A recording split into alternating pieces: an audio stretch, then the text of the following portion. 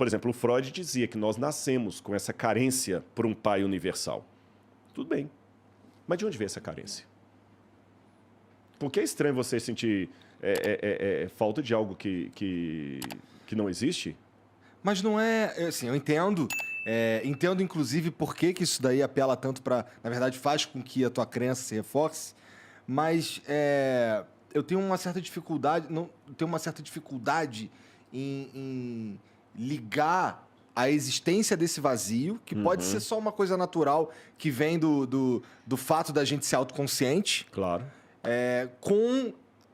Eu sei que você falou que provar Deus é difícil, até porque se a gente conseguisse provar, ele não seria Deus de verdade.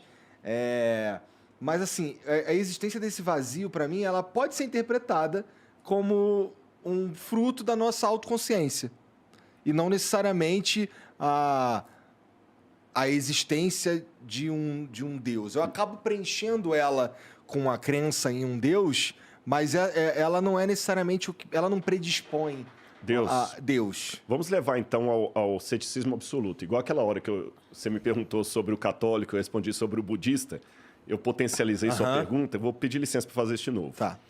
Eu vou convidar vocês a fazer um exercício comigo de ceticismo ao extremo, que estava muito em voga na época de René Descartes. René Descartes convivia com uma época que havia os idealistas, que acreditavam muito na ideia, os racionalistas, e havia aqueles céticos extremos que negavam até a coerência da ideia, da razão. Eles falavam o seguinte: olha, eu duvido tanto que eu não posso nem ter certeza que você está aqui. Quem me garante... Eu estou traduzindo Descartes para hoje, ou pelo menos não o Descartes, que ele foi contra isso aí. Vou dar a resposta que ele deu. Vou traduzir para hoje Matrix. Né? Quem me garante... Quando você falou isso, eu pensei em Matrix. Matrix, mas na verdade o Matrix, que o último também foi horrível. eu tô igual aqueles velhos que só gostam... Isso é um sinal de velhice, né? Não foi muito bom também, não. Quando a música da sua juventude era mais legal, o joguinho era melhor. Tudo... Mas vamos lá. Quem me garante que vocês existem e que o flow existe? Ou que eu estou apenas projetando isso aqui, eu estou numa máquina com eletrodos aqui, projetando essa realidade, que nada disso aqui existe. Tudo isso aqui é algoritmo. Quem me garante? Não havia essa ideia Matrix na época, mas o conceito existia na época de Descartes. É o conceito de metaverso também. Metaverso, exatamente. Aí o Descartes respondeu o seguinte: gente, tá, eu posso até cair, mas tem uma coisa que eu não posso negar. Aliás, antes de entrar nesse negar, deixa eu falar do método de Descartes. Ele falou o seguinte: por que eu vou crer? Aí foi o método cartesiano que eu usei para sustentar a minha fé. Eu vou demolir tudo que eu acredito. Eu vou demolir tudo. E vou começar do zero, para ver se eu consigo construir um edifício de novo, com as mesmas peças. Sabe o Lego? Estou vendo um Lego ali. Você desmonta todo, vamos ver se você consegue montar de novo. Se eu montar de novo é porque tem coerência. Agora, depois que eu demulo tudo, tem que sobrar pelo menos uma base. Aí o Descartes falou assim: a base que sobra é o seguinte: ainda que tudo seja uma ilusão, eu tenho que existir. Porque se o rato não existe, se o Igor não existe, é apenas uma ilusão da minha mente, a minha mente tem que existir em algum lugar projetando essa ilusão. É onde vem a famosa frase de René Descartes: cogito ergo sum, em latim. Penso, logo existo. Então, pelo menos eu existo. Essa foi a base. Se eu existo, quem me produziu? Será que eu tenho evidências para supor, pelo menos... Porque, veja bem, quando a gente fala assim, olha, essa coxinha aqui pode ter vindo da Vila Prudente, ou pode ter vindo lá da loja... Da Zona Sul. Da Zona Sul. Não sei, o rato não falou, então ele pode ter vindo da Vila Prudente ou pode ter vindo da Zona Sul. 50% de chance para um lado, 50% de chance do outro. Por que você fala? Não, porque tem uma loja na Vila Prudente, tem uma loja na Zona Sul. Ele só tem 2 lojas, então de uma das 2 vieram. Aí eu estou trabalhando com 50% de chance. Uhum. Agora, quando eu falo o seguinte: não, essa coxinha ou veio da Zona Sul ou ele veio de Belo Horizonte. Tá, mas até onde eu saiba, não tem loja da Jeff Coxinhas em Belo Horizonte. Belo Horizonte está muito longe daqui. É muito improvável que essa coxinha tenha vindo de Belo Horizonte. Chegou quentinha. Chegou quentinha. Então, desculpa. Não, mas e se ela veio de Belo Horizonte? Não, mas não tem jeito, gente. Toda a lógica diz que ela veio da Zona Sul. Tudo que o cara falou e tudo e tal. Aí o cara, não, mas e se eles têm um negócio de teletransporte que mandou e que a gente ainda não descobriu? Torna ainda mais complicada a explicação. Complicada a explicação. Então, não dá para falar 50-50, 50%, 50%, tá bom? Então, é como eu falei, vida provém de vida. Nada só produz nada. Então, se eu existo, não é a questão, ou Deus me fez ou eu surgi por um acaso. Ou a coxinha veio da Zona Sul ou veio de Belo Horizonte. Não, alguém me fez. Tá, então se esse alguém me fez, ele tem alguma coisa a ver comigo. Então, vamos lá. E eu tenho uma carência dele. Eu nasço com a carência dele. Então, você está notando que a coisa vai sendo construída aos pouquinhos e o edifício de Lego vai sendo novamente montado. Não é uma coisa assim, pueril, acreditar por acreditar. E aí vem o lance do relacionamento. E nós temos essa carência desse Deus. Eu estou tentando lembrar o nome de um autor alemão aqui, gente, está na ponta da língua, daqui a pouquinho eu lembro.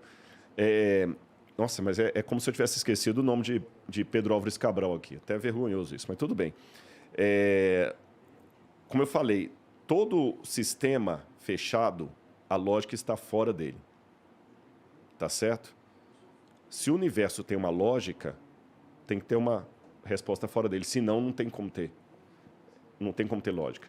E vamos pensar uma coisa, nossa carência por essa lógica. Quando as tartaruguinhas lá do Projeto Tamar da Bahia eclodem no ovo, elas já nascem correndo todas para a água. Ela não corre para o mato. Por que as tartaruguinhas correm para a água? A explicação que dão é que é instinto, né? Instinto. Uhum. Tá certo, e eu concordo que é um instinto. Mas por que o instinto manda correr para a água?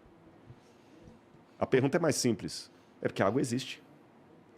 Seria estranho o instinto da tartaruguinha mandá-la correr para a água se a água não existe. Imagina, então seria um teste bacana, tipo, botar elas para nascer e num lugar onde não tem água. Não sei, com certeza elas vão já fizeram morrer isso. buscando a água. Elas vão morrer buscando a água, né? Então, da mesma maneira que o instinto da tartaruga mostra a existência da água, mesmo que ela esteja no deserto, ela vai sair procurando a água, o nosso instinto manda buscar o transcendente. E quer nós nasçamos numa situação de beira de praia ou do deserto, a gente vai continuar buscando esse transcendente. E quando não achar esse transcendente por qualquer questão biográfica, a gente vai tentar substituir esse transcendente com outra coisa. Aí que venha o tédio do possuir lá do Schopenhauer. É o camarada que ele teve fama, ele teve dinheiro, ele teve tudo, mas tem um vazio muito grande. E eu tenho certeza que nessa banca aqui, sem querer julgar ninguém, vocês já entrevistaram muitas pessoas que contaram, pô, cara, eu cheguei no ápice da glória, tinha milhões de fãs, pessoal, mulher e tudo, bebida, e um vazio tremendo. Eu entrava no apartamento lá, eu tinha que matar de bebida e droga e tudo mais, porque eu não aguentava suportar o dia. Aí eu ia lá para frente da TV, coisa e fazia no canal tal, fazia tal coisa. Um vazio tremendo, porque não dá para encher o vazio com forma de Deus com outra coisa que não seja Deus. Agora, a boa notícia que eu dou para todo mundo é que assim como existe um vazio com forma de Deus no meu coração, existe um vazio com forma de Rodrigo no coração de Deus. Ele me deseja. Ele me quer. Se eu deixar, ele não vai me obrigar. Ele não obriga. Ué, sem você, sem todo mundo que acredita nele, ele deixa de existir, né? Ele deixa, mas não daquele jeito também, como na mitologia grega, que os deuses precisavam da adoração das pessoas para continuar existindo. Mas ele deixa com muita tristeza. Como também, você tem sua filha, que você falou da outra vez, né? Se ela não te quiser mais como pai, ela te odiar... Eu não sou mais pai dela. Você não é mais pai dela. Você deixa de existir emocionalmente para ela. Mas você está aqui chorando e ainda tentando. Filha, papai está aqui. Mas então, tipo, você fala que Jesus Cristo vai voltar, beleza. Uhum. Teve todo um raciocínio aqui de como Deus se introduziu na nossa sociedade, vamos dizer assim, de uma forma bacana, que nenhum Deus fez. Uhum. Eu vejo como uma forma bem inteligente, porque se eu vejo Deus sem ser numa forma humana na minha frente, é capaz de eu morrer infartado. Com certeza. Eu acho que todo mundo, assim, se eu não me engano, tipo, tem até filmes, Constantine. Sim, aquele do anjo lá. Isso, que se ouve a voz de Deus, a cabeça da pessoa explode. Por quê? Porque é algo inexplicável. É algo que realmente é poderoso. Mas, seguindo esse raciocínio, quando Jesus Cristo veio, há mais de 2000 anos atrás, foi porque a gente realmente precisava Foi. de Jesus Cristo? Será que a gente estava chegando num momento onde ia dar merda e Deus chegou e falou, tenho que aparecer. E apareceu como Jesus Cristo. Você fala que Cristo vai retornar. Existe com certeza no Apocalipse ou No Evangelho lá que no falei. Evangelho quando isso vai datar. Mas será que é agora? Essa é a pergunta. Será que estamos chegando? Eu acredito que sim. E vou dizer mais. Eu acredito que sim nesse sentido. Quando eu dei aquele exemplo do Evangelho lá, que eu falei, guerra sempre teve, fome sempre teve, tem uma expressão que Jesus falou o seguinte, quando virem algumas coisas, serão como dores, como as dores, princípio das dores. A expressão no grego, princípio das dores, são dores de parto. Analogia que Paulo também vai fazer, dores de parto. Quando a mulher vai ganhar neném, ela primeiro começa a ter contração. Uhum. E o que acontece? Você que é pai, você acompanhou sua mulher, a contração ela vai cada vez diminuindo o intervalo e aumentando a intensidade. Então, o que Jesus quis dizer é que até a volta dele, algumas coisas iriam diminuir os intervalos e aumentar a intensidade. Realmente, um terremoto que acontece hoje mata muito mais pessoas e afeta muito mais o mundo do que um terremoto que aconteceu no ano 3 a.C. Aham. Né? Porque o mundo era menos povoado, então a gente está vendo isso. O risco de uma guerra mundial, realmente é uma guerra mundial, embora eu deixei claro, não quero entrar em contradição aqui, que o anticristo vai trazer uma aparente paz para o mundo. E quando ele voltar, então tudo indica que pode ser agora. Uhum. Você está entendendo? Tudo indica. Só que no fundo, Jesus falou o seguinte, o dia e a hora vocês não vão saber. Então fiquem preparados, porque a hora que vocês menos perceberem, o Filho do Homem virá. Mas virá para salvar? Depende. Quando eu era criança, o meu prazer era quando dava 4h30, apitava o sinal lá da Central do Brasil, onde meu pai trabalhava, dava para ouvir da minha casa, eu já corria pro portão para esperar meu pai. Mas o dia que eu aprontava aquela velha frase de mãe, né? Quando seu Deixa teu pai chegar. Deixa seu pai chegar. Porra. Quando ia entardecendo, que tocava o apito lá, nossa. Então, com Deus é a mesma coisa. A Bíblia descreve pelo menos 3... Vai ter um monte de gente que não vai pro portão, brother. Vai se lascar. E olha que interessante, a Bíblia descreve pelo menos 3 comportamentos de pessoas que não vão ser salvas, que são interessantes. Em Apocalipse capítulo 6 fala que quando ele vier, fala da ira do Cordeiro. Essa é uma expressão tão paradoxal, a ira do Cordeiro, que ele é o Cordeiro de Deus, tira o pecado do mundo e fica irado. Porque, gente, você pensa que somos só nós que ficamos indignados, por exemplo, com um camarada que praticam a pedofilia e matam uma criança? Não, Deus também está irado com aquilo. Deus também está irado. Deus ama o pecador, mas Deus odeia o pecado. Mas se o pecador não abandona o pecado, Deus vai destruir junto com o pecado. Mas se ele pedir perdão? Aí tudo bem, mas e se ele não pedir? Mas o perdão tem que ser de coração Tem que ser de ou é coração. o perdão da palavra? Tem que ser de coração. Tem que ser Porque coração. a gente, até no último podcast que eu vim aqui, não foi? A gente tava até brincando. Ele falou, tava pregando, você entendeu? Podia ser, de repente, se pá, né? Mas a gente tava brincando de, pô, vamos fazer merda e tal. Mas se chegar na hora, lá na hora do portão, falar com o Pedro e se arrepender lá, em vez de se arrepender em vida. Porque Na Bíblia tem não essa. tem essa possibilidade. Ai, isso é legal. Na Bíblia não há essa possibilidade. Tem que se arrepender em vida. A Deixa Bíblia eu jogar um fala, pouquinho mais aos difícil. homens está fadado morrer uma única vez, e depois disso o juízo. Não tem como se Não arrepender tem como, lá. Não tem como. E o arrependimento tem que ser honesto, né? Desculpa. Você tem que se arrepender mesmo. Nossa, foi pro nível Você hard tá entendendo? agora. Aí o que acontece? Você feriu o coração de Deus. E o que eu faço contra você, eu estou fazendo contra ele. É isso que eu tenho que entender. Você é criatura de Deus. Então, eu vou dar um exemplo bem chulo, mas vocês vão entender. Se eu chegar aqui e quebrar essa coleção, vocês vão ficar muito pau da vida comigo. Boa. Por que você vai ficar? Pô, o Rodrigo quebrou uma coisa que é minha, que é preciosa para mim. Eu falei que o exemplo era chulo, porque o ser humano é muito mais precioso para Deus do que os cavaleiros do Zodíaco para você. Então, o que eu estou fazendo contra você, eu estou mexendo com a coleção de Deus, com gente que ele ama. Aliás, até o exemplo melhor nem seria com os cavaleiros do Zodíaco, é mexer com sua filha.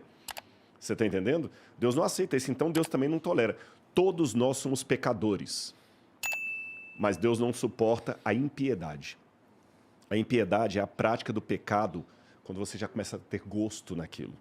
Você entendeu? Quando você gostar. É aquele cara que ele começa a desconfigurar para poder... Nossa, é terrível isso. Cometer o pecado e errar é normal. É normal. Apaixonar-se pelo pecado... Jesus falou que tem pecado, que é o pecado... Jesus chama isso o pecado contra o Espírito Santo. Quando a pessoa vai... Bom, e aí o que, que acontece? A Bíblia descreve 3 comportamentos que são até paradoxais. Fala da ira do Cordeiro em Apocalipse capítulo 6. Fala que quando ele vier, muitos vão gritar para as rochas e montanhas, caiam sobre nós e nos esconda da face de Deus, porque é grande a ira dele e ninguém pode suportar. Então alguns vão pedir a morte. Um segundo grupo, a Bíblia fala que vão chegar para Jesus e falar assim, Senhor, em teu nome eu fiz curas, eu fiz milagres. Jesus vai falar o seguinte, afastem de mim porque eu não conheço nenhum de vocês. Você viu com uma posição de petulância diferente do primeiro. O primeiro já admitiu, tô ferrado mesmo, tô lascado, morre. O outro não, é aquele falso religioso, mas peraí, senhor, não entendi, eu construí tantas igrejas, eu fiz milagres, eu não te conheço. E o terceiro grupo é aquele que Jesus vai falar o seguinte, saiam daqui porque eu tive fome e você não me deu de comer, Mateus capítulo 25, eu tive sede e você não me deu de beber, eu tive preso, você não foi me visitar. E ele falou, mas quando é que eu deixei de fazer isso? Toda vez que você negou isso para um dos meus pequeninos, você negou a mim. É um terceiro grupo. Então você tem o grupo daqueles que já admitem que estão ferrados mesmo, o grupo daqueles hipócritas que ainda são petulantes e falam, peraí, mas eu fui religioso, e o grupo daquele que é o anestesiado. Você entendeu? O anestesiado. Pô, mas aí você condenou todo mundo aqui agora, Não. praticamente. Aí que... Não, pô, porque com certeza eu já neguei uma esmolinha. Não, mas aí que está a questão. Não é eu neguei uma esmolinha. Porque se fosse o lance de você comprar o céu pelas esmolas que você deu, aí você está lascado. Isso aí eu fico... Aí você está lascado. Mas não é isso. Você está entendendo? É você... Você faz aquilo como... E você erra, você comete erro. Eu vou dar um exemplo para vocês. O que significam as nossas obras diante de Deus? Para tranquilizar o coração de vocês, todo mundo que está assistindo a gente. Uma vez um pai estava viajando, caminhoneiro. Passou muito tempo fora de casa. Quando ele voltou, a menininha veio correndo para ele, 3 aninhos de idade. Papai, papai. Ele abraçou a criança. Que linda, vem cá, minha lindinha, tudo bem? Quantas novidades para papai? O que você fez nesse meio tempo aí? Ah, papai, eu aprendi a escrever. Ele falou, você aprendeu a escrever, minha filha? Aprendi, papai. Então escreve alguma coisa para papai ver. Pega lá caneta e papel.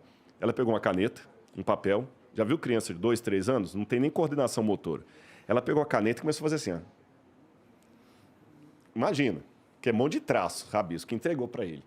Aí ele pegou e, como todo pai que quer incentivar o filho, ele falou assim, mas que letra bonita que a minha menina tem, olha a carta que ela escreveu para mim, papai está muito feliz. Só que ele elogiou tanto, que ela perguntou assim, papai, o que está escrito aí? Aí ele deu uma resposta que eu acho que veio do céu. Ele falou assim, filhinha, aqui está escrito que você ainda não sabe escrever, mas aqui está escrito que você quer aprender a escrever. E só pelo fato de você querer aprender a escrever, papai ama você, tem orgulho de ser o seu papai e essa é a carta mais bonita que papai já recebeu. Então Deus é tão, não tem nem palavra para dizer, tão perfeito, tão magnânimo, que qualquer coisa que eu faça, ainda que eu vire uma Madre Teresa de Calcutá, com o coração de Gandhi e santidade do apóstolo Paulo, tudo que eu faço chega para ele com um monte de rabisco. E ele olha para cima e fala assim, Rato, Igor, Rodrigo, aqui está dizendo que se eu for depender das boas obras de vocês, vocês nunca vão vir para cá. Mas aqui está dizendo que vocês me amam e amam os meus filhos. Então, por minha graça, vocês vão entrar aqui, porque eu amo vocês e o céu vai ficar vazio se vocês não estiverem aqui. É um rabisco, mas é um rabisco que ele transforma numa obra de arte. Espero que Deus seja bom assim mesmo. Eu tenho certeza que ele é. Eu tenho certeza. A Bíblia Porque fala, senão o Deus é céu amor. vai estar vazio. vai tá vazio. Vai estar vazio, mas não vai estar, não. Tem muita gente que aceita e... Eu estou aqui. Você está entendendo?